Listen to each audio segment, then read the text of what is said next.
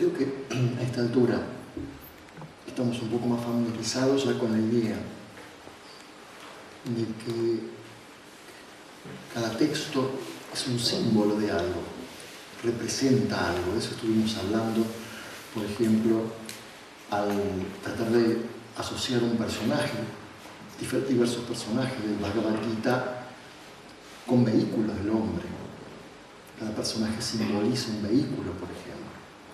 Creo, sin embargo, que existe una simbología ya básica y última para la interpretación de todo texto, y que es que nosotros, los que estudiamos el sendero espiritual, estamos en contacto con textos que básicamente están simbolizando lo que tiene lugar dentro del ser humano, procesos que tienen lugar dentro del ser humano.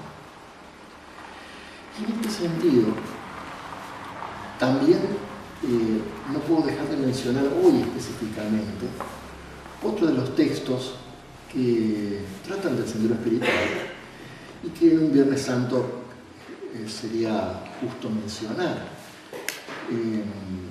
que es otro de los textos que Annie Besant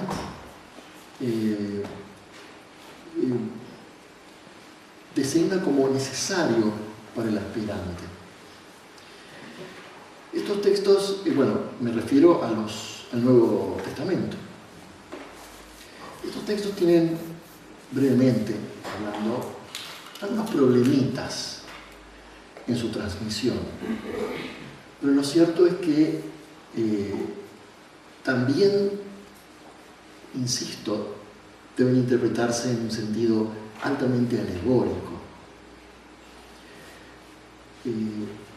Creo que de los textos que hay a disposición, quizás sean los más sintéticos en lo que respecta a la descripción de los grandes pasos que sigue el ser humano, y estamos hablando ya de grandes iniciaciones, porque si examinamos, por ejemplo, el relato de la vida de Cristo, nos encontramos con diversos estadios o etapas que son símbolos directos de procesos internos, definitorios, de cambios en el ser humano, que desde antiguo se suelen llamar iniciaciones. La iniciación, que es una palabra muy empleada hoy en día y que pocos entienden realmente a qué se refiere, son simplemente confirmaciones de cambios de conciencia. No hay nada en la iniciación que ocurra fuera del estudiante, del aspirante, no hay nada que se le otorgue desde afuera, es simplemente la confirmación de los pasos que ya ha realizado. Y en el caso de la vida como está planteada en el Nuevo Testamento, como supe justamente hace exactamente un año, hablábamos en Río Cuarto, hicimos una descripción bastante completa de esto. Las etapas de la vida de este sabio, este personaje, este avatar en el sentido oriental llamado Jesús Cristo, ya su nombre presenta algunos problemas, son estadios definitivos de procesos internos en el ser humano. Nacimiento, por ejemplo, el nacimiento, tal como se lo relata, no es nada más que el nacimiento del Krishna o Cristo interno en la caverna del corazón.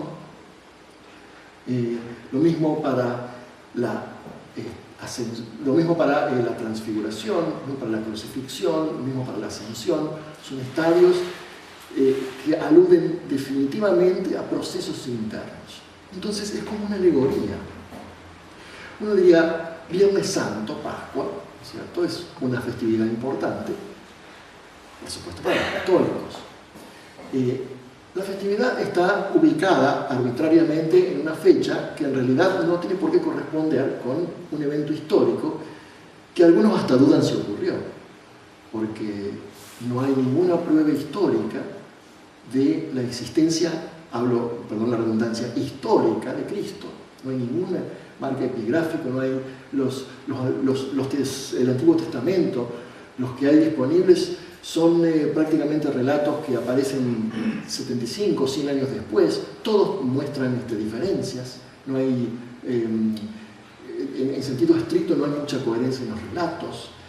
A su vez, nadie puede explicar, después de los últimos descubrimientos, por qué un 80% de los textos que, de acuerdo a lo que se ha investigado, eran perfectamente aceptables como parte del canon, nunca fueron ireneos. Ireneo de Lyon jamás lo hizo entrar en el canon de la Biblia. Hay un montón de problemas. La misma transmisión de los textos, que tienen muchas copias y han sido traducidos de diferente manera. Hay lagunas. Nadie entiende por qué en ciertos evangelios, como el de Juan, una misma María puede ser la misma persona o varias María Magdalena. Entonces no se sabe exactamente quién fue María Magdalena. Que aparecen en momentos clave del relato, pero al final no se continúa. Hay indicios en donde los textos parecen que han sido prácticamente cortados y extraídos. Contado y sumado a eso, hay cartas inclusive de, por ejemplo, San Clemente de Alejandría, uno de los primeros padres de la Iglesia, que afirma realmente que el Evangelio de Juan no está completo y le ruega a un monje que no devele el Evangelio completo. Es decir, tenemos un montón de problemas en la transmisión de los textos que de ninguna manera pueden ser considerados fuentes históricas. Sin embargo, bajo un punto de vista alegórico, son textos de una profunda riqueza, porque, como hablábamos hoy, sea quien fue de quien los escribió, que hoy claramente quienes estudian saben que no fue ni Juan, ni Mateo, sino fueron otros que han escrito bajo el nombre de ellos.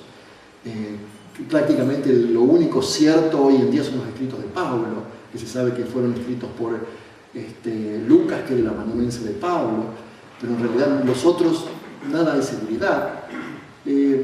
Bajo ese panorama filológicamente dudoso, sí tenemos la confirmación de que es un relato alegórico de procesos internos muy profundos que tienen lugar dentro del ser humano, y más allá de que quien es católico tenga mucha fe en las circunstancias históricas y en la fidelidad histórica del relato, quien no es católico no, como en mi caso, pero sí personalmente creo que ha sido una figura histórica, aunque me parece que por mi conocimiento de historia, llegado cierto siglo, como el siglo VI, el cristianismo dejó de ser el cristianismo y se convirtió en la Iglesia.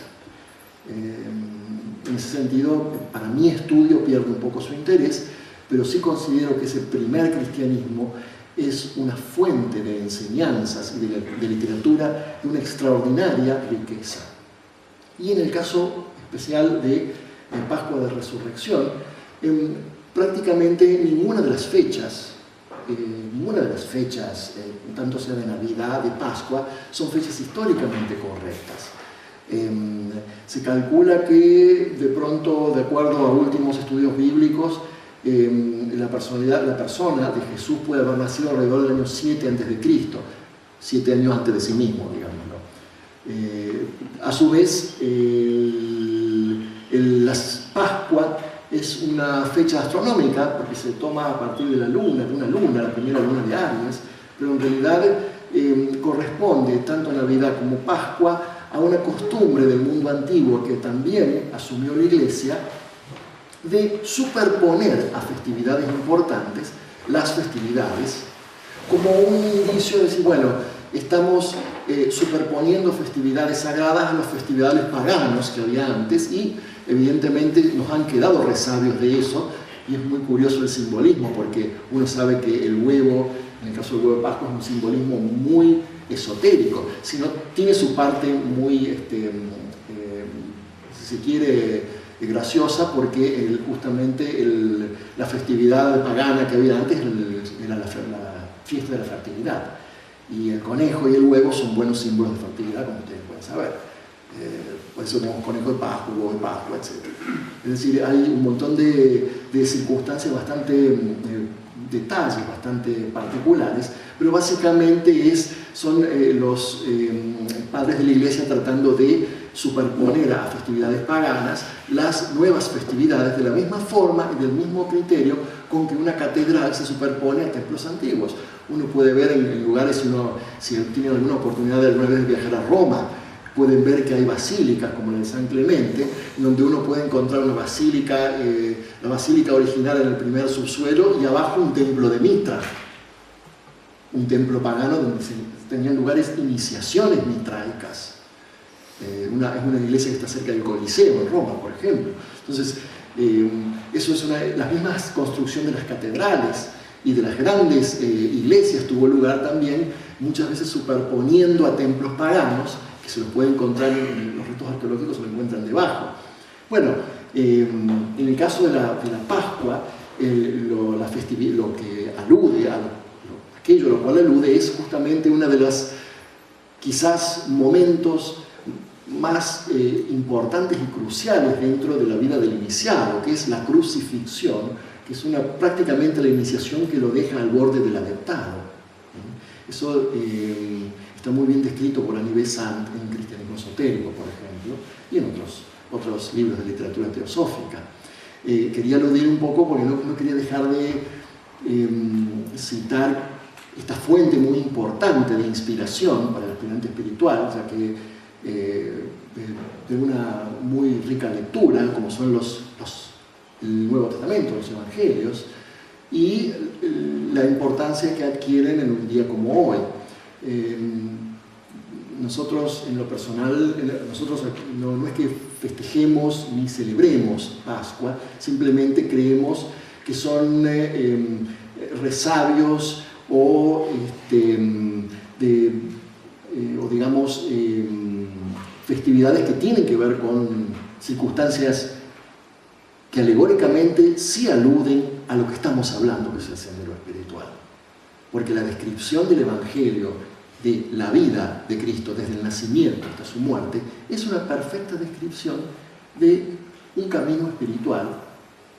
Desde el primer momento en donde el aspirante reconoce ese algo intangible que permea la forma y que es un observador a través de la forma, que es el verdadero yo espiritual que camina, hasta las últimas instancias donde el hombre ya deja de ser hombre y se convierte en algo superior. Esto tiene mucho que ver con nuestra idea de simbolismo, ya que básicamente todo texto de los que estamos considerando alude de una manera u otra al camino espiritual, al sendero espiritual. ¿Y cómo? Realizando una descripción alegórica en el exterior, es decir, con circunstancias históricas, puede ser con circunstancias épicas, pero de un proceso que siempre es interno. A veces es difícil darse cuenta de eso, ¿no? Porque naturalmente nuestra tendencia es llevar hacia afuera, hacia un relato externo, pero el proceso es interno, es subjetivo. Y de pronto podremos muy bien comenzar a considerar hasta la misma iniciación, que es algo a lo cual tan lejanamente el aspirante aspira, más la redundancia, como un proceso interno, estrictamente interno, que tiene lugar en el corazón de cada aspirante y que no consiste en que un agente externo modifique nada, sino simplemente puede existir la evocación de un maestro que no haga más que fijar, establecer, confirmar lo que el aspirante ya logró mediante su propio esfuerzo.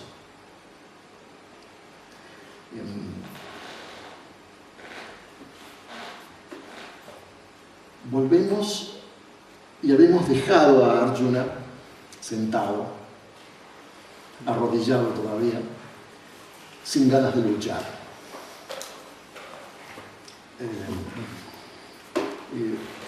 En ese momento,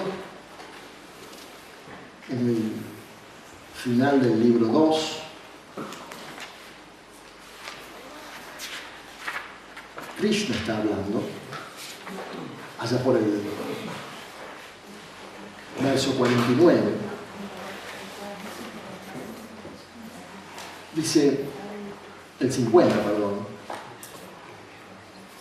no, 49, toma refugio en Buddhi,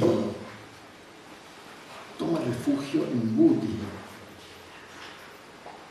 unida a la pura razón, a buddhi. Uno abandona aquí tanto buenas como malas obras. Por lo tanto, mantente unido al yoga. El yoga es habilidad en la acción.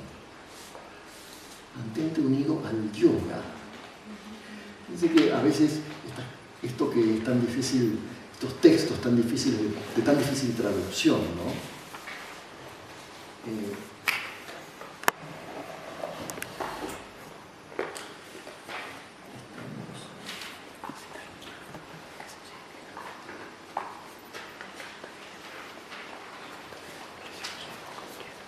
Para que se den cuenta,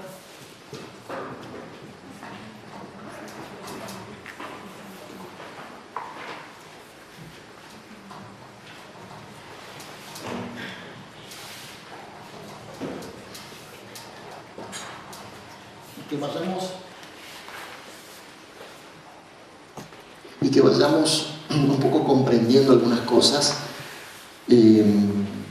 Recién me preguntaban si no podríamos en algún momento dar algunas indicaciones acerca de cómo pronunciar ciertas palabras, que tengamos alguna receta clara. Lo podemos hacer. Y esto ya va como para ir comprendiendo la naturaleza, no solo del sánscrito, sino también del pensamiento ario. Una de las características más importantes que tienen que ver con la mentalidad aria y que produjeron una lengua tan pulida. Samskritam significa pulido. Kritam es hecho. Samskritam, algo hecho bien, hecho redondo, hecho pulido. Es un adjetivo en realidad. Sánscrito, no es un nombre, un sustantivo. Que hacen esta lengua tan perfecta, tan sintácticamente redondeada, como dice literalmente el calificativo que se le aplica, es un factor que nace por primera vez en la historia de las lenguas humanas. Uno lo puede ver en la doctrina secreta, cuando Blavatsky hace un raconto de las lenguas, tal como son en las diferentes razas, y que, claro, hay que ser un poco lingüista para entenderlo, cuando dice que aparecen las lenguas flexivas. Habla de que la raza tercera tenía una lengua aglutinante, de la cual hay restos, por ejemplo, en idiomas como turco, que es un idioma donde aglutinante significa que para determinar género, número, se le van agregando atrás de la palabra terminaciones, digamos, sufijos diversos. Pero lo nuevo que ingresa en este tronco ario es la flexibilidad, es decir, la flexión, perdón. Flexión significa que, como ven acá, si yo les digo estas tres palabras son la misma palabra, lo que pasa es que con funciones diferentes. Cuando dice por medio del yoga, mantente en el yoga, por medio de, dice aquí la traducción, como decíamos recién, por medio, no, ni lo pone en la traducción, porque es imposible traducir una cosa así. Yoga es yoga. Pero miren qué dice acá, yogaya. Es la misma palabra. Está en un caso diferente. Eso es la novedad que introduce las lenguas indoeuropeas, la declinación. Significa que, de acuerdo a la terminación de la palabra, uno ve su función sintáctica y toda la información que necesita sobre la palabra. Eso se ha perdido ya. ¿Por qué? Porque nuestras lenguas ya son, nuestra lengua española, por ejemplo, es analítica. Nosotros utilizamos muchas preposiciones. Decimos, voy al río, le di mi libro a Pedro, etcétera, etcétera. En sánscrito no hace falta todo eso, porque la palabra ya indica qué función cumple. Yoga es un sustantivo que significa yoga, por ejemplo, por supuesto, que está en lo que se denomina caso nominativo. Es un sujeto. Yogaya es la misma palabra. ¿Por qué termina diferente? Porque yo quiero implicar por medio del yoga. Ven que en español yo tengo que decir por medio del yoga. En sánscrito no me hace falta. Yo con cambiar la terminación a yoga, digo yogaya, y ya estoy queriendo decir con el motivo del yoga, por medio del yoga. Si yo dijera yogasya, estaría diciendo del yoga. Si yo dijera yogué, estoy diciendo en el yoga. ¿Entienden? Si yo dijera yogam, estoy diciendo al yoga. Eso es una novedad, y a eso se refiere Blavatsky cuando habla de las lenguas flexivas. Es prácticamente algo bastante extraordinario que se introdujo con el sánscrito. Entonces, eso da lugar a frases absolutamente intraducibles como esta, que podríamos decir, por medio del yoga, únete a yoga. Es la misma palabra, porque yoga significa unión. Yujasva es el verbo, en el imperativo, únete, pero es de yuj, es la misma raíz que yoga, es la misma palabra. Yoga, o sea que tenemos una repetición de 3 palabras que se suele denominar aliteración, que se hace por motivos de sonido, motivos poéticos, y está jugando con las palabras ahí. Eso de ninguna manera se puede transmitir en la traducción de un texto, y a su vez tiene un significado más profundo del que parece, porque de pronto es solo por el yoga que se llega al yoga. Es solo con yogur que hacemos yogur. Entonces, bueno, ¿cuál es el primero? Entonces, primero, bueno, pero simplemente hay que lograr un estado en donde ya se produzca una diferente proporción, en cierta proporción, la unión interna, como para lograr más. Es la clásica frase bíblica de a los que tienen más se les dará, y a los que no tienen, pues, lo poco que tienen se les quitará. Es decir, aquellos que han dado ciertos pasos, ellos sí son capaces de dar otros pasos y de ser ayudados para dar un paso más adelante. Es con el yoga que se llega al yoga. Y fíjense que esta cualidad tan extraordinaria del sánscrito hace que le da su poder no solo poético, sino sonoro. Si ustedes piensan un poco, esto hace que esa terminación que dé pauta clara de qué función cumple, hace que yo pueda ubicar la palabra en cualquier lugar del verso, con lo cual estoy produciendo innumerables combinaciones, tanto métricas como musicales de sonido, ya que al tener algunas vocales largas y otras breves, se producen ritmos diferentes. Entonces, eso me da estos casos, esta declinación, la libertad de ubicar la palabra en diferentes lugares, y eso hace de la lengua una lengua muy musical y con un ritmo definido, muy plástica y muy flexible, no solo en cuanto al significado, sino en cuanto a su ritmo. Esto, Yogaya, Yujasva Yoga.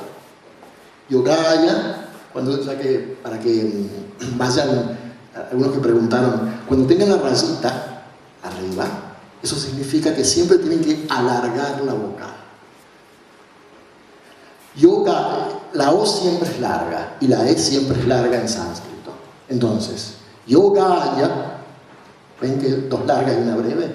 Yogaya, Yujasva, Yoga. Yujasva. Cuando ustedes vean en sánscrito una J, es Ya. Siempre. Patanjali.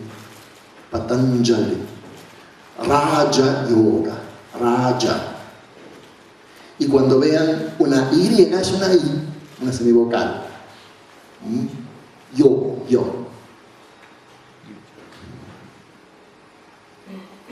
Cuando vean una B, es justo un estadio intermedio entre la B y la U. Justo en el medio.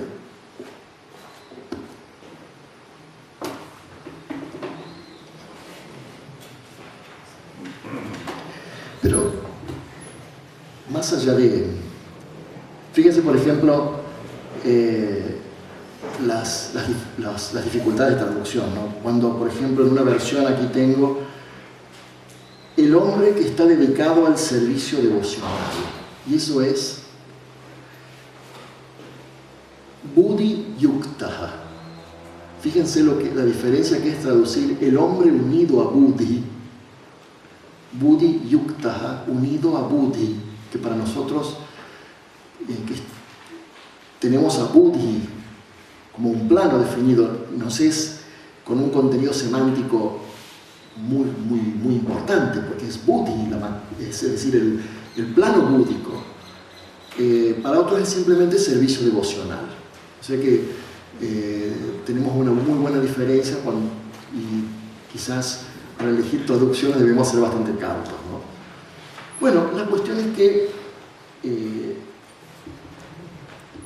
dice en el 51, los sabios unidos a la pura razón, Buddhi, renuncian el fruto que da la acción y liberados de las cadenas del nacimiento van hacia su asiento de gozo. Cuando tu mente, Buddhi nuevamente, aquí le llama mente, pero es cuando Buddhi, cuando tu mente escape de esa enmarañada ilusión, esa maraña de ilusión, entonces te elevarás a la indiferencia en lo que respecta a lo que ha sido escuchado y lo que será escuchado. Entonces, tu mente, sobrecogida por las escrituras, los shrutis, permanecerá inmóvil, fija en contemplación, y luego logrará el estado de yoga. Y se pregunta, ¿cuál es la marca de aquel que tiene la mente estable? Eso lo contesta más adelante en el 55. Cuando un hombre abandone, oh Partha, o sea, Arjuna, todos los deseos de su corazón y esté satisfecho en el yo, por el yo, entonces podrá ser llamado estable en cuanto a su mente. Aquel cuya mente es libre de la ansiedad dentro de los dolores, indiferente entre placeres, liberada de la pasión, del miedo y de la ira, es llamado un sabio de mente estable. Fíjense, aparte lo difícil que es de pronto cuando dice todos los deseos de tu corazón, que en realidad, no sé qué tienen ustedes en el 55 que dice. Sí, lo mismo. ¿Sí? Bueno, ¿saben qué palabra es corazón? Manas. Manas. En la versión de Anibesan se lo puede ver, manas. Que en realidad está diciendo literalmente los deseos de tu mente. Me parece contradictorio, porque son deseos o pensamientos. Son de la mente, no del corazón. Bueno, pero ¿cómo lo solucionamos? ¿Qué considerarías vos, en castellano, qué es el corazón?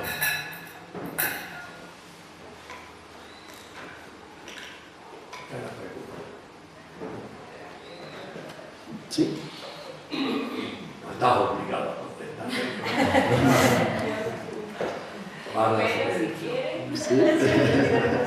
Porque normalmente al corazón se le da muchas cualidades. Exactamente. Pobre corazón. Pero ojo, eso ya viene de la épica, porque también en griego, cuando uno dice frenos, se puede referir a la mente, al corazón, al ser interno, hasta el espíritu. Es justamente, está indicando el centro de su identificación del que está hablando. Desde el punto de vista de kama manas, uno puede solucionarlo fácilmente, es decir, ¿no es cierto?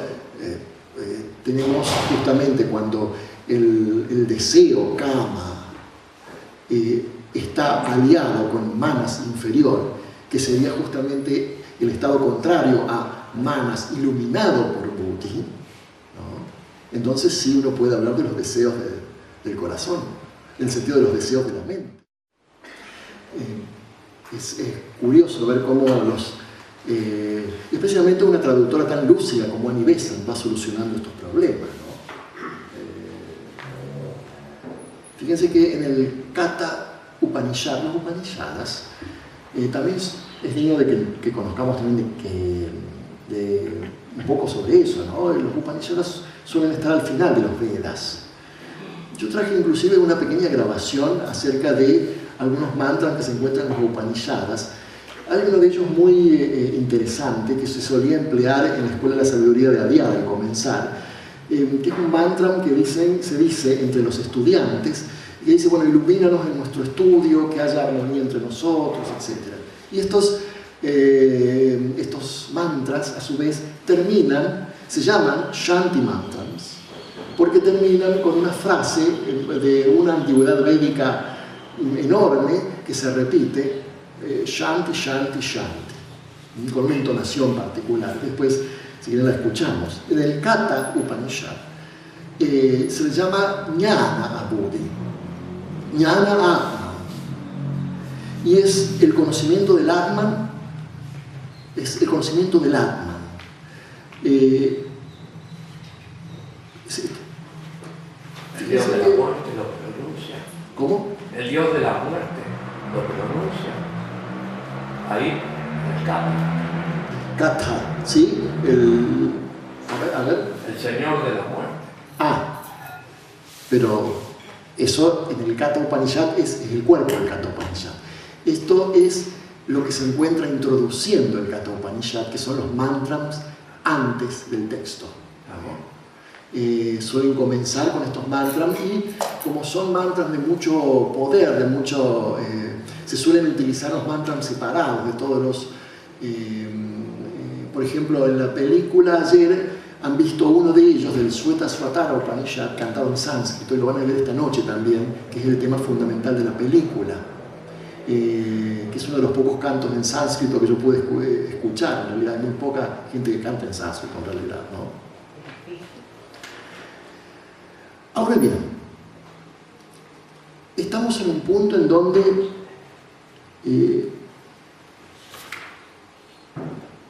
aquí habló de la habilidad en la acción, el mantenimiento de una actitud equilibrada y mantener la mente indiferente a los resultados de la acción. Aquí ya también se introdujo prácticamente este pensamiento simiente que es la base de todo el Bhagavad Gita, el hecho de la acción sin resultados. Esto va a cobrar mucha importancia en el capítulo que sigue, porque va a tratar específicamente de la acción. Es el método del Karma Yoga. El método del Karma Yoga es ganar control sobre los impulsos del deseo, de los sentidos, y armonizarlos con la mente, para que sea posible para esta unirse con Buddha. Y fíjense que como primero está describiendo el estadio de la mente unida a Buddha como un requisito preliminar y haciendo alusión al conocimiento del Atman, que es muy propio y está haciendo alusión directa a la escuela Sankhya. Pero después inmediatamente pasa a la consideración de la acción, el Karma Yoga, y estamos frente a, dice, unir la mente con Buddha. Generalmente es muy fácil decirlo, ¿no? Pero para quien no tiene experiencia directa de Buddha, sin embargo es algo difícil, porque la mente es algo obstinado, la mente es algo caótico, y todos sabemos de los esfuerzos de querer calmarla y no lograr más que agitarla aún más la mente, ¿no? Fíjense que en la respuesta a la pregunta de Arjuna acerca de las características del hombre que se ha unido con Buddha, Sri Krishna recién describía cómo el discípulo debe desapegarse de la vida de deseo de los sentidos. Y en un momento dice, como una tortuga que retira sus miembros, ¿vieron cómo la tortuga retira sus miembros y se refugia en su caparazón? Sin embargo, y de esto alguien ayer me ha comentado que se ha llegado surgió este tema, y va directamente al sutra número 2 de Patanjali, cuando hablamos de Nirodha, que es el control o la supresión. Lo hablamos necesitamos hoy. No es suficiente el mero retiro, no es suficiente la mera supresión. Necesitamos algo superior con lo cual reemplazar aquello que suprimimos. Sin embargo, es curioso que en este sutra número 2, Patanjali, ¿recuerdan el sutra? Yoga Chitta Vritti Nirodha. El yoga es La supresión. supresión, el control, vritti de las modificaciones, movimientos, chitta de la mente. Y durante mucho tiempo yo busqué esta palabra, me interesaba mucho esta palabra nirodha, porque bajo la luz de la psicología moderna es una palabra un poquito como pesada, porque alude directamente a una supresión, a una represión. Pero acá en el 55, cuando Krishna le contesta, dice, cuando un hombre estirpa todos los deseos de su corazón y se satisface en el yo por el yo, ahí hay un problema, eso es para la reflexión. Sí. El yo mayúscula por el yo. O sea que, en suma, en última instancia, solo la contemplación del yo, es decir, residir como centro de identificación en el yo, lleva a la supresión del deseo. Lo que pasa es que, en última instancia, es solamente la última visión de Atman la que lleva a la supresión completa de los deseos. Claro, ya se salió de la personalidad. Y ya está fuera de la personalidad, exactamente.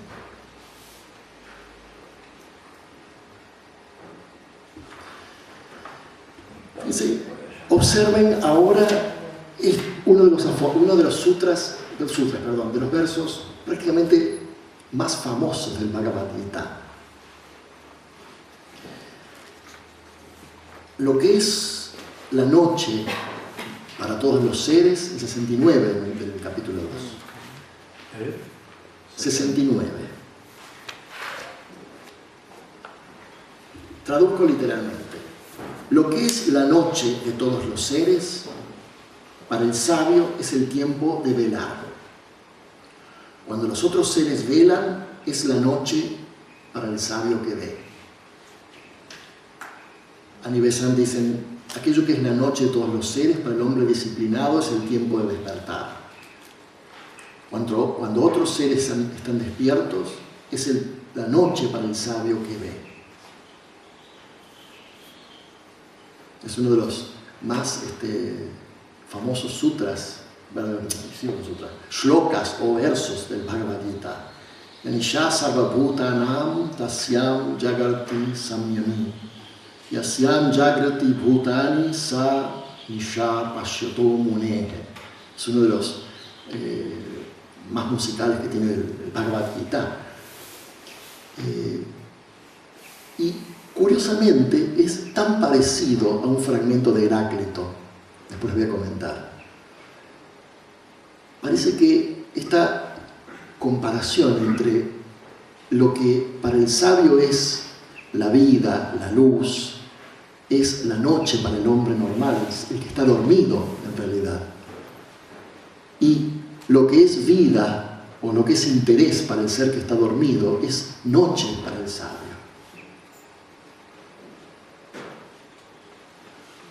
¿Qué me dice? Mira la cantidad de niveles de interpretación que tiene ese shloka, ese verso. Son presupuestos que se pueden ver de los dos lados, pero uno implica superación y el otro no alcanzar. Sí, básicamente está diciendo que para aquel que está iluminado, Claro, no importa que sea de noche. no, por supuesto. Tener luz propia. Volvemos por favor, recordemos la idea del simbolismo al interpretar los textos. Acá no se trata de noche ni de día, significa simplemente que para aquel que está despierto, La conciencia. sí, Hay un proverbio chino que dice, para el que tiene zapatos, el mundo entero está cubierto de suela. ajá. Es lo mismo. Bueno, pero yo creo que va un poquito más allá, ¿no? Es decir, Eso que propia todo el día, no importa que sea día o de noche. Sí, quizás para el que ya ha despertado, Claro, es el que tiene la luz propia. para el que ya ha despertado, todo aquello que constituye la vida e interés de los que no han despertado es como la noche y viceversa. Para aquel que no está despierto, los seres Bhutani, los seres que duermen, lo que es vida para ellos, lo que es luz, es noche para el sabio, es decir, no reúne ningún interés y es parte de algo que ha sido superado. Es decir, básicamente lo que es luz para uno es tiniebla para el otro.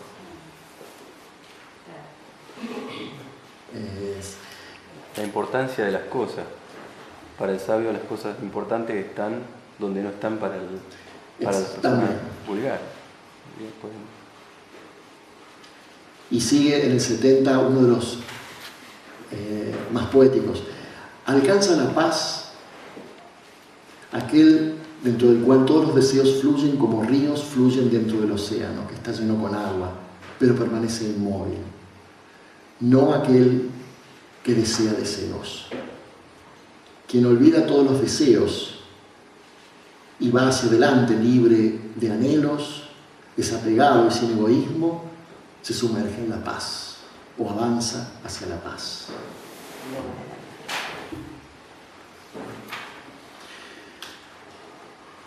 ¿Cómo nos encuentra entonces ahora el tercer libro, el tercer capítulo, el tercer estudio, Dhyaya, del Bhagavad Gita?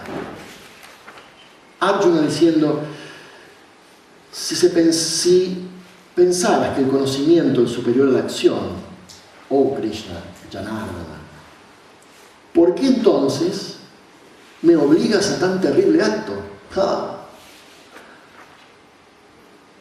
Con estas perplejas palabras solo confundes mi entendimiento, que de paso es buddhi, esa palabra. Por lo tanto, dime con certeza la manera por la cual puedo alcanzar el gozo.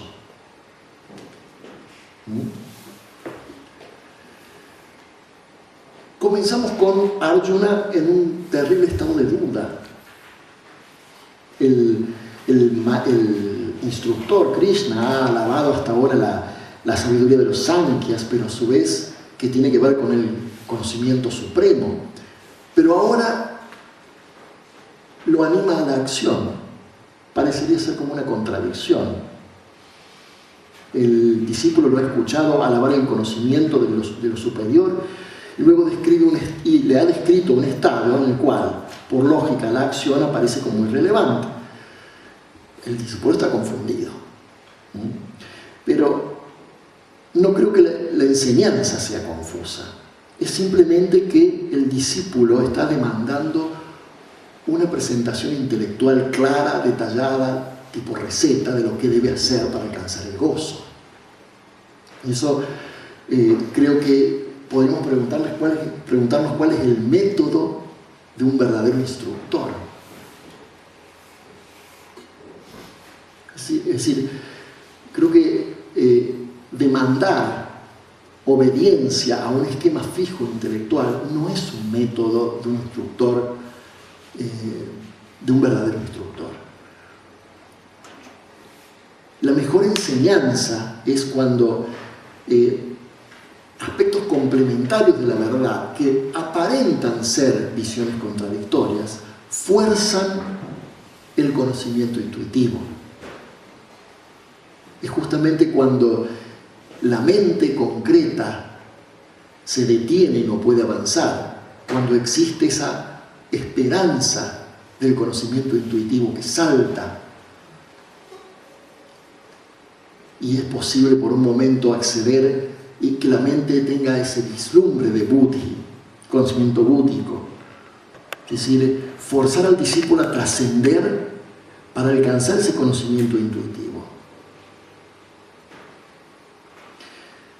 Fíjense que acto seguido es curioso que dice, el bendito Señor dijo, en este mundo hay un doble sendero.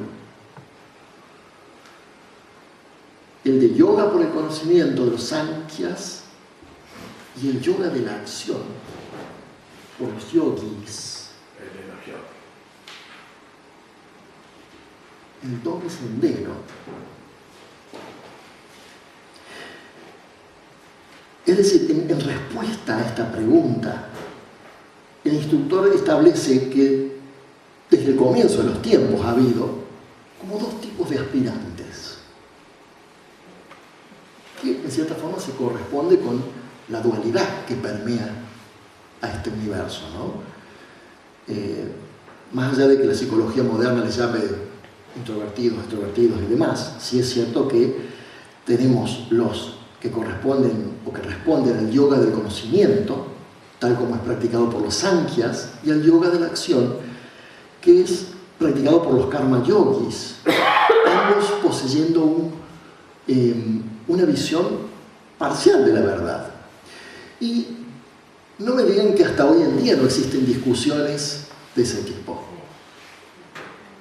Yo he presenciado innumerables discusiones entre aspirantes que tienden a que su servicio, así llamado, tiene que ser en función de ir a hacer algo, ir a ayudar a ir a un hospital, ir a hacer esto, ir a esto, la acción. Y otros que no tienen esa postura y que insisten, en un caso extremo, por ejemplo, solo en la reflexión y en el estudio, o solo en el aspecto místico, por ejemplo. Hasta hoy en día tenemos, bajo formas variadas, pero ese mismo tipo hasta de discusiones. Hasta la misma palabra servicio cuesta definir bajo ese aspecto. ¿Qué es verdaderamente servicio? Porque si al fin y al cabo una acción puede ser un gran servicio, también es cierto que puede ser servicio de acuerdo a la motivación de la acción. Si estamos insistiendo en no buscar el fruto de las obras. También la meditación puede ser servicio, la autosuperación personal puede ser servicio. ¿Cuándo deja de serlo? Cuando la busco como un objetivo en sí mismo para provecho propio. Es fácil decirlo, pero las líneas son muy sutiles. Si uno se examina en el corazón, no hay líneas tan claras cuando uno comete una acción o el propósito que uno lleva al estudiar determinada cosa, al meditar sobre determinada cosa. Porque la mente es tramposa. Lo cierto es que ambas son visiones parciales de la verdad, ¿no? E inmediatamente después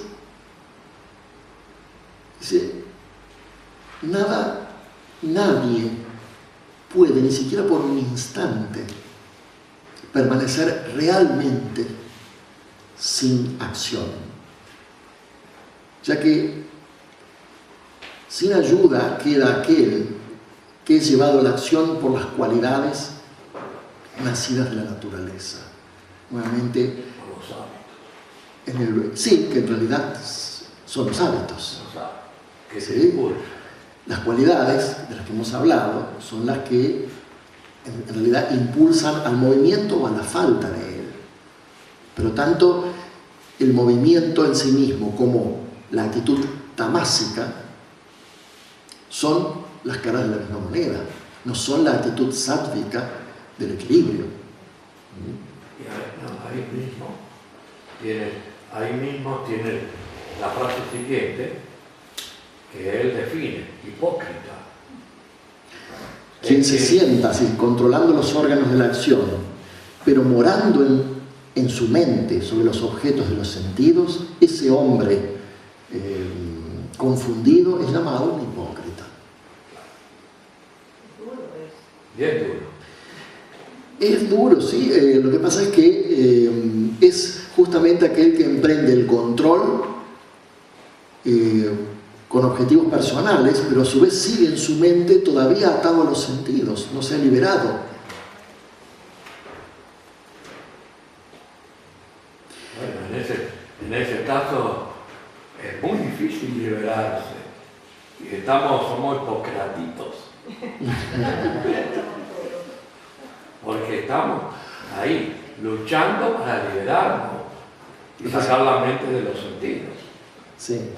El que diga que se dejó. Por supuesto. Lo que pasa es que, a ver, la misma actitud de querer hollar un sendero espiritual nos coloca en una situación comprometida frente al observador que no está recorriendo el sendero, porque inmediatamente saltan contradicciones, son una especie de muestrario de contradicciones. Claro. Porque uno trata de ajustarse a un ideal, a un propósito, pero no siempre lo va a lograr y lo tiene en mente ese propósito, pero no siempre va a estar ajustado a ese ideal. Entonces se producen todo este tipo de contradicciones que llevan a unas críticas bastante duras. Lo que vos decías antes, en el camino de ida, en el Prakriti, que va ingresando, cuando llega a querer emprender el Nivriti hacia adentro, se produce el choque de dos corrientes. Exactamente. En nosotros mismos. Y hasta que eso se establece, es como dos ríos que se juntan, forman una línea divisoria del agua. Pues tienen distintas temperaturas, distintos colores. Sí, es que es una batalla. En el aspirante espiritual es donde llega a su cumbre esta batalla abierta, declarada entre esos dos principios. La que tenía Pablo de Tarso.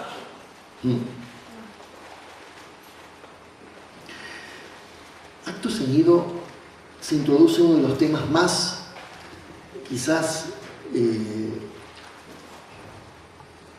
misteriosos y difíciles de dilucidar, porque inmediatamente Krishna liga a la acción a algo que eleva prácticamente a la altura de ley cósmica, que el Bhagavad Gita le llama yajna, y que es la ley del sacrificio. Fíjense ya en el número 9 que dice: el mundo está atado a la acción, a menos que sea ejecutada por el sentido del sacrificio. Con esa razón, libre de apego, oh hijo de Kunti, ejecuta la acción. Sigue: habiendo emanado en tiempos antiguos a la humanidad con el sacrificio. En el 15 aparece, por lo tanto, lo eterno, lo que permea todo, está siempre presente en el sacrificio. Y aquel en la tierra que no sigue esta rueda, que así da vueltas, regocijándose en los sentidos, él, hijo de Partha, ha vivido en vano.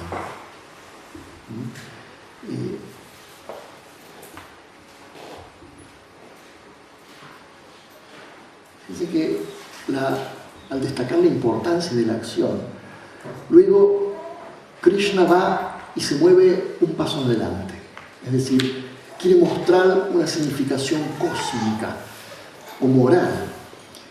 Habla de lo que se denomina en sánscrito Yajna Chakra, que es la rueda, la gran rueda del sacrificio, que forma todo el universo manifestado y que a su vez muestra cómo toda acción tiene sus raíces en lo que es imperecedero.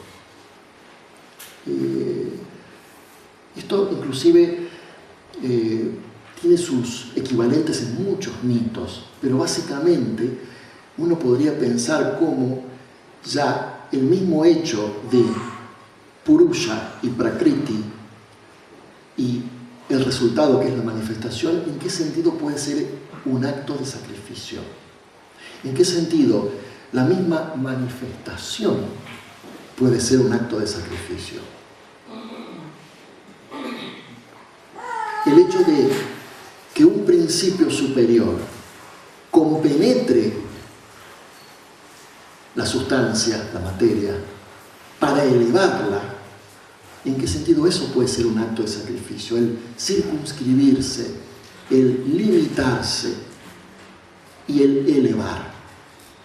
y que a la larga los pequeños actos de sacrificio, ¿en qué forma pueden ser una coparticipación pequeña en ese gigantesco acto de sacrificio que prácticamente dio origen a toda la manifestación?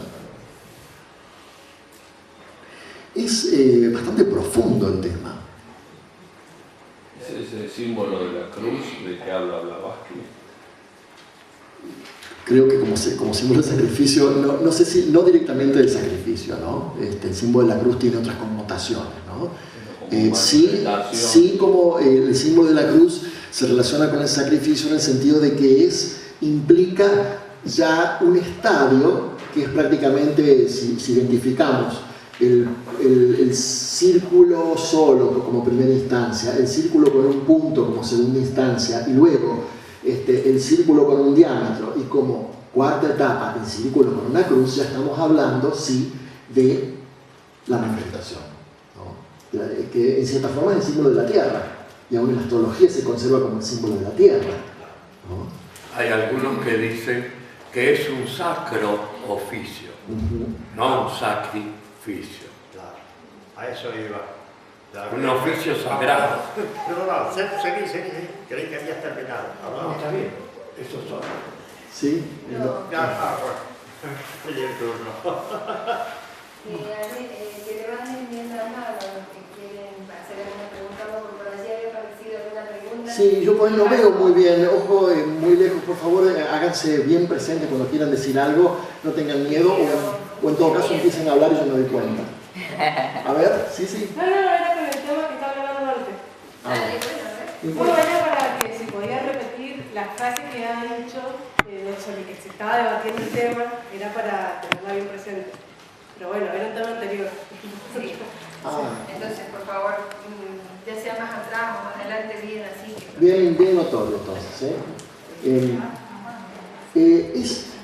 Voy al hecho de que esto tiene unas implicaciones extraordinarias. Esta descripción tan maravillosa del Yajna Chakra, de la rueda del sacrificio, porque implica no solamente grandes cosas, pequeñas cosas relativas a toda nuestra herencia monumental de pensamiento, porque inmediatamente surge la idea del universo en donde todo está conectado, donde no hay nada separado, que hay una red que conecta a todo. Y hasta con el desenvolvimiento de la manifestación y de la historia humana, hasta los propios pensamientos que manejamos son también producto de alguien que pensó anteriormente y producto de algún esfuerzo hecho antes, y de hecho hasta el mismo sendero espiritual lo podemos realizar gracias a que alguien antes rasgó esos velos y realizó ese experimento.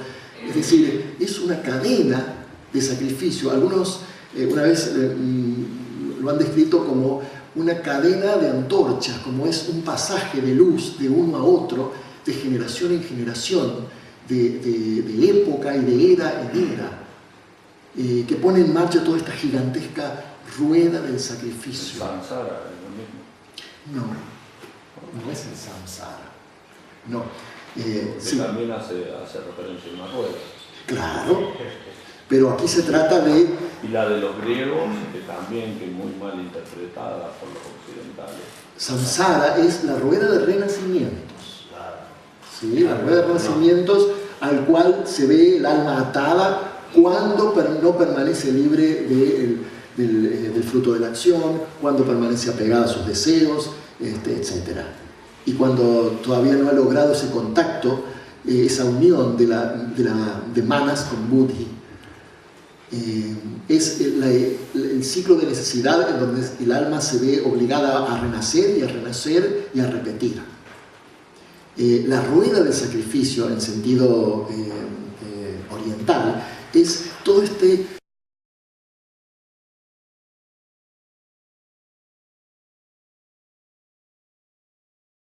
sacrificio primordial, que es cuando Purusha queda inmerso en Prakriti y produce una limitación, y donde realmente después aparecen, como decíamos ayer, los logoi, y cada momento, cada etapa de la manifestación implica una mayor diferenciación, en consecuencia una mayor limitación. ¿Qué María José iba a decir a mí? ¿Sí? Pienso que eso se liga cuando decimos que el yo inferior está controlado por el yo superior. O sea, el sacrificar sería de cada acto darle un sentido sacro, relacionarlo con lo superior. Esta es la filosofía, es el imperativo categórico de Kant. Actúa de manera que cada uno de tus actos puede elevarse a principio universal. Sí, es que en realidad la base de la enseñanza de Krishna es relacionar la acción con el sacrificio. Justamente. ¿Sí? En distintos grados, no en un nivel cósmico, pero en distintos grados, por ejemplo, al leer sobre el Buda, sabemos que los Budas de compasión llegan a una etapa evolutiva, un Budado lleva a una etapa evolutiva X, que después o eligen continuar su camino, digamos, evolutivo, o permanecer en la tierra, como pasó con Gautama Buda. Ese acto de quedarse, digamos, acompañando la evolución de la humanidad, justamente lo que hace que sean denominados Budas de compasión. Sí. Y que es un sacrificio en un nivel en el que ellos se encuentran, que podrían decir, me liberé de esto, sin embargo permanecen. De alguna manera con el cristianismo, Jesucristo también se habla de esa función de intermediario entre Dios y el hombre como un acto de sacrificio. Y en un relato a lo mejor que algún filósofo haya leído, cuando Blavatsky estaba a punto a lo mejor de desencarnar y faltaba que cumpliera, que terminara de escribir la doctrina secreta, según hay algunos relatos que pueden ser ciertos, ¿no? Cada uno lo puede evaluar, se le dio a elegir terminar la obra y liberarse de su cuerpo o continuar. Es un modo de sacrificio, ella optó por continuar. Entonces, yo supongo que ese sacrificio no es tan difícil de comprender cuando la persona ya tiene claro cuál es su verdadera naturaleza, seguir permaneciendo donde estamos en mayoría. El vigilante silencioso, que se menciona en la doctrina secreta también. Sí. Que él cumplió con todo, ya no tiene nada que aprender de este mundo, sino se queda allí, en ese límite, para seguir ayudando a la humanidad. Tiene una función, una hermosa función. Sí, y es algo que tiene su lado extraordinariamente poético, pero a su vez es prácticamente incomprensible el alcance de ese sacrificio. También creo que es bueno recordar por qué la instrucción de esta primera sabiduría de Sankhya, del conocimiento de lo superior, precedió a la acción. Que sin el conocimiento del Atman no es posible la verdadera acción con sacrificio, sin un mínimo conocimiento de lo superior, sin una mínima infusión de lo superior en la personalidad, es prácticamente imposible comprender esta ley del sacrificio, porque justamente a raíz de después aquí en lo que dice en el 19, por ejemplo, por lo tanto, sin apego continúa ejecutando la acción que es obligación, ya que ejecutando la acción sin apegos, el hombre verdaderamente alcanza lo supremo. Así como el acto ignorante del apego a la acción, así debería el sabio actuar sin apego, deseando el bienestar de todo el mundo. Todas las acciones, un poco más adelante, tras todas las acciones se encuentran las cualidades de la naturaleza. El yo, engañado por el egoísmo, piensa: yo soy el que hace, yo soy el autor. Y nuevamente volvemos a esa pregunta que nos hicimos, que en el comienzo del sendero los discípulos, casi comentando esto desde un punto diametralmente opuesto a concebir la ley del sacrificio y lo que implica, que los discípulos se llenan de desesperación al solo pensamiento de una vida que los espera sin deseos y, en consecuencia, sin interés, cuando en realidad es una de las principales ilusiones que uno debe tratar de dispersar. El hecho de que una vida sin deseos, que prácticamente en un momento de la humanidad en donde justamente el deseo es el principal actor en el mundo, en donde todo es incitar a realizar una acción, a tener algo, a buscar cierto placer, parece que la persona, un sabio que de pronto intenta no tener deseos, aparece como una persona seca, muerta y con una vida sin interés, cuando en realidad es justamente una de las ilusiones más grandes que hay que ocuparse en desentrañar, en dispersar en realidad. El verdadero vairagí, en sánscrito, así como el que practica yoga, ¿quién es? Yogi, yogi, con todas largas. Usted sería yogini, porque es mujer. ¿Quién es vairagí? El que practica, el que tiene incorporado ¿qué? La vairagya. ¿Qué es vairagya? Desapego. Viveka. Sí. Vairagya, quien practica y quien tiene incorporado vairagya, quien es el vairagí, y si es mujer, vairagini, en el que es simpático, suena simpático. Pero el verdadero vairagí o vairagini no es una persona seca, santa, así, sin diversión, sino justamente lo contrario, una fuente continua de alegría e inspiración, porque está realmente con la conciencia en un ananda, que es el gozo eterno. Es otro nivel que de pronto puede parecer muy lejano, pero no viene mal meditar sobre eso cuando uno está en un mundo en donde justamente lo que se propicia es potenciar el deseo. De hecho, el mismo hecho de que todo el cosmos esté establecido en una ley del sacrificio da para pensar. Y es inclusive en los Vedas, está relatado como Purusha, que tiene una personificación en el Rig Veda. El Rig Veda, ¿cuáles son los Vedas? ¿Recuerdan? Ya que estamos en literatura india. 4. ¿Son cuáles? Rig Veda, Yajur Veda, Yajur. ¿Cómo se pronuncia? Yajur. Se escribe Jabur. A ver, los Vedas. Esto vamos a tener que hacer. Tienen que saber los Vedas. Bueno.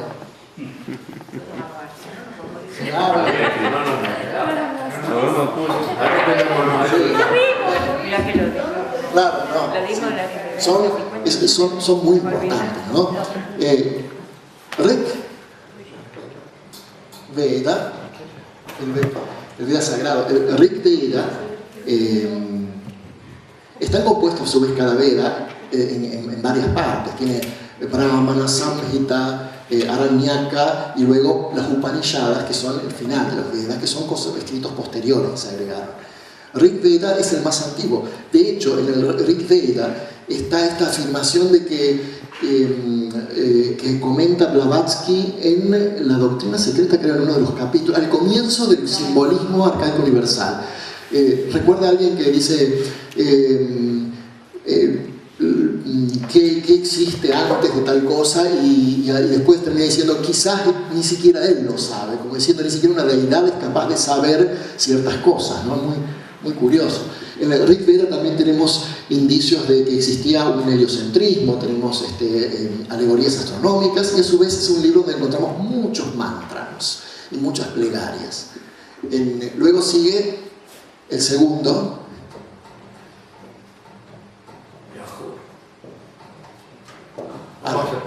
De acuerdo con lo que les dije, ¿cómo se pronuncia esto?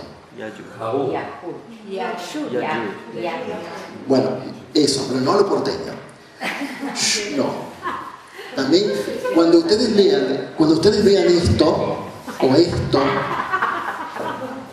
cuando ustedes vean en sánscrito SH o S con un puntito o S con una receta arriba, eso es shh, lo que dijiste vos. Claro, por ejemplo, Shanti. ¿Qué quiere decir que en sánscrito? Shanti. Paz. No confundir con Kshanti, con una K, que significa perdón. Con una pequeña K yo digo Shanti, digo paz. Yo digo Kshanti, digo perdón. Es casi imperceptible, pero ya con esa, hay que agudizar tanto el oído que con esa consonante ya le cambia el significado. Bueno, Yajur, ¿qué significa en sánscrito? Yajur. La J es como una Y. ¿Qué decimos nosotros? No todos tenemos, por ejemplo, en italiano giorno. Es la del inglés de George. George, en inglés George. Que en castellano no sé si hay. Ya, cuando decimos ya, cuando es oclusiva, ya vengo, ese es ya. Es con Y. Suena como la Y. Como la Y en ciertas regiones de la Argentina. Porque en Buenos Aires la Y suena ya. En Buenos Aires y en Rosario es ya. Sí, no, esa no. no sería. Claro. Ya. Ya sería esta, la Y. La J es ya. Entonces esto es Yajur. Yajur en sánscrito significa vida. Es el yo, es el Veda de la vida. Vida en el sentido, ahí encontramos un montón de cosas relativas al sacrificio, a sacrificios de rituales, pero también encontramos muchas indicaciones medicinales. Ustedes saben que el Ayurveda es el Veda de la medicina también, ¿no? El tercero es el Samaveda. Y el cuarto, Atharvana Veda. Atharvana Veda. Esos son los 4 Vedas. Sama es la misma palabra que en inglés es same, igualdad, y hace referencia al estado de equilibrio de igualdad de la mente. Sama, que después dio igual en el lenguaje moderno como inglés, same, por ejemplo. Tiene que ver con las prosas y con los versos. Sí, los Vedas están todos en versos. No existe la prosa en los Vedas. Todo es verso cantado con metro. En todos los Vedas. Todos los Vedas es cantado con metro. Todos los Vedas son versos. Es más, el tipo de sánscrito de los Vedas no es el sánscrito del Bhagavad Gita, es un sánscrito anterior, un poquito más complejo, que es como si en griego, en lugar de leer a Platón, leyéramos a Homero, que tenemos un dialecto jónico en lugar del dialecto ático. Bueno, el sánscrito, lo mismo con el sánscrito védico y el sánscrito del Bhagavad Gita o sánscrito clásico. Es un sánscrito un poquito diferente, un poquito anterior, más complejo. Esos son los 4 Vedas, ¿no? Y lo que les decía yo, que en el Rig Veda, el Purusha, como una personificación, es ofrecido a los fuegos y se dispersan sus miembros por todo el mundo, en un acto como de sacrificio, en un sacrificio, en una ejecución de un ritual de sacrificio. ¿Y qué otra mitología incluye a alguien desmembrado? Sí, ¿cuál? Osiris, cuyos miembros se esparcen por todas partes. Esa también es símbolo de justamente un acto de sacrificio, de cuando una deidad compenetra un principio y lo convierte en vehículo, ¿no? Esa acción se podría equiparar mutatis mutandis a la manifestación de la sabiduría de Mahat, por ejemplo, cuando se expresa con toda la jerarquía que son él mismo.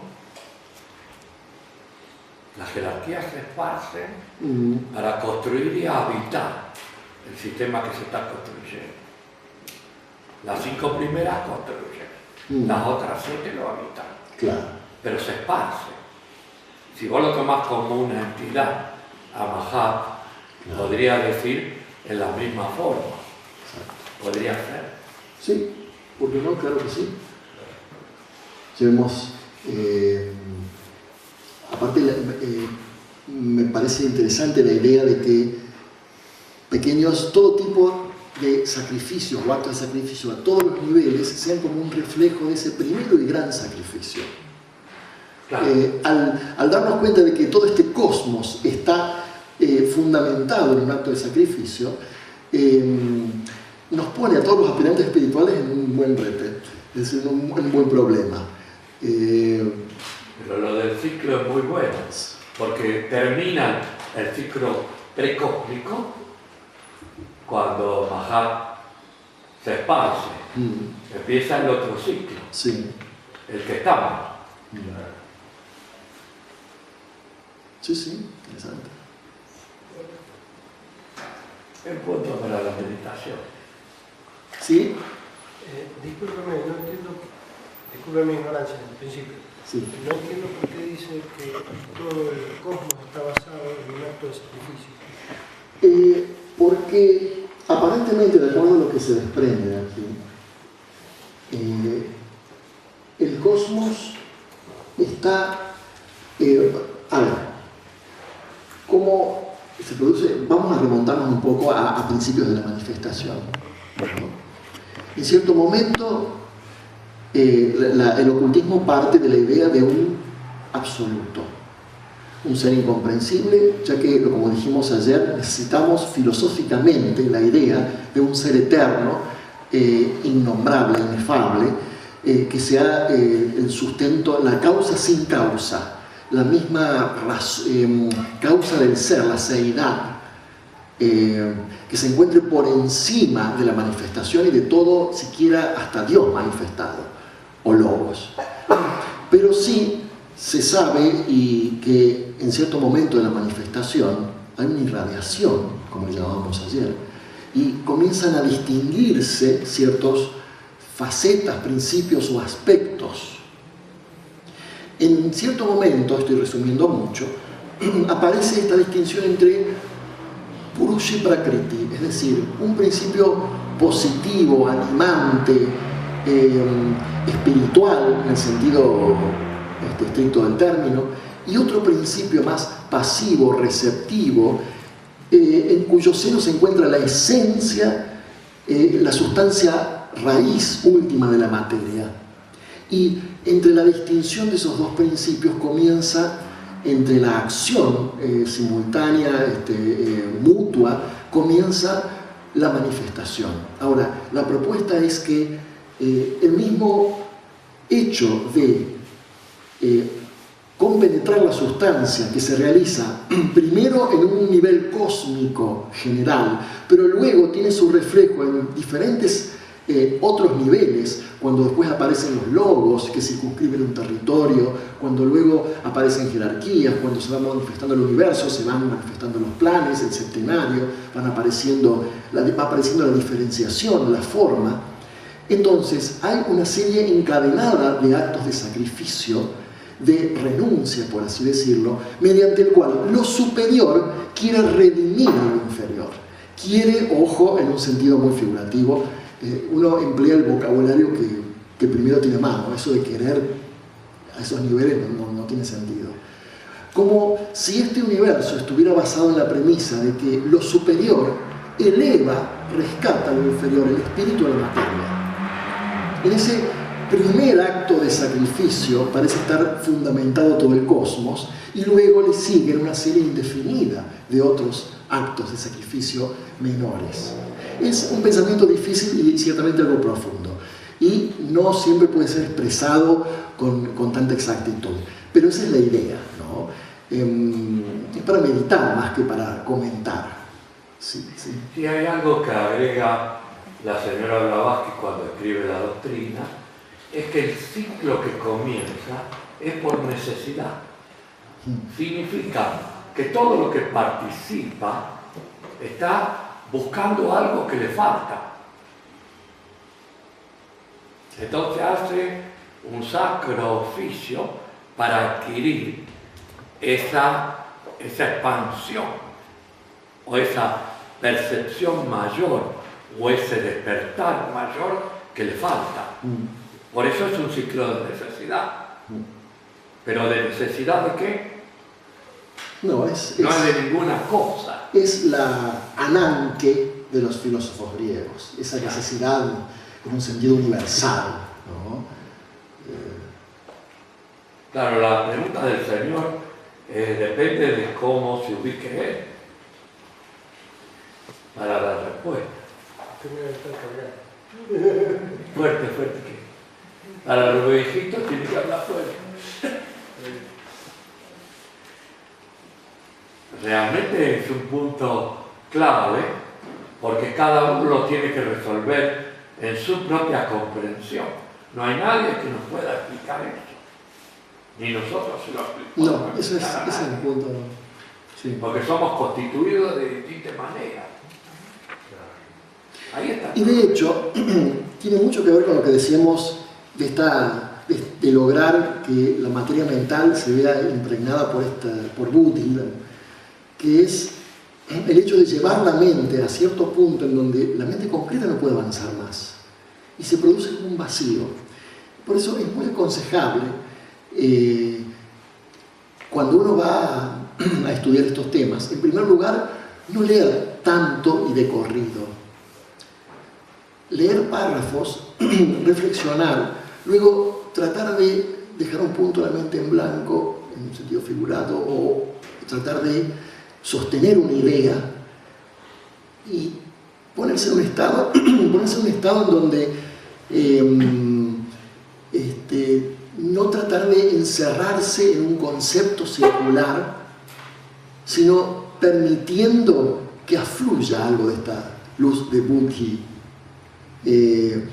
Eso no es algo tan difícil, pero sí involucra una actitud diferente en el estudio, más reflexiva, e inclusive podría involucrar que uno en cierto momento deje un tema, abandone un tema por un tiempo, hasta que en otro momento lo retome, de la misma forma que de pronto, lo sé por mi profesión, hay obras en un instrumento, por ejemplo el violín, el piano, en donde de pronto uno las estudia a cierto punto y no avanzan más, no hay forma, no hay manera, por más que uno las toque una y otra vez, y uno tiene que abandonarlas, dejar pasar un año, volver a retomarlas nuevamente, y recién parece que en toda nuestra estructura se hizo una especie de mínimo asentamiento o maduración, hasta que llega un punto que uno la avanza, llega otra vez a ese punto, entonces debe abandonarla un tiempo hasta que, bueno, y así sucesivamente, ¿no? El tema es no forzar la mente concreta bajo conceptos especialmente de memoria, de memorización y de repetición solamente por la repetición de memoria, sino tratar de llevar la mente a un punto en donde no puede avanzar más, ver qué pasa y luego intentarlo sucesivamente. Así funcionan estas cosas, ¿no?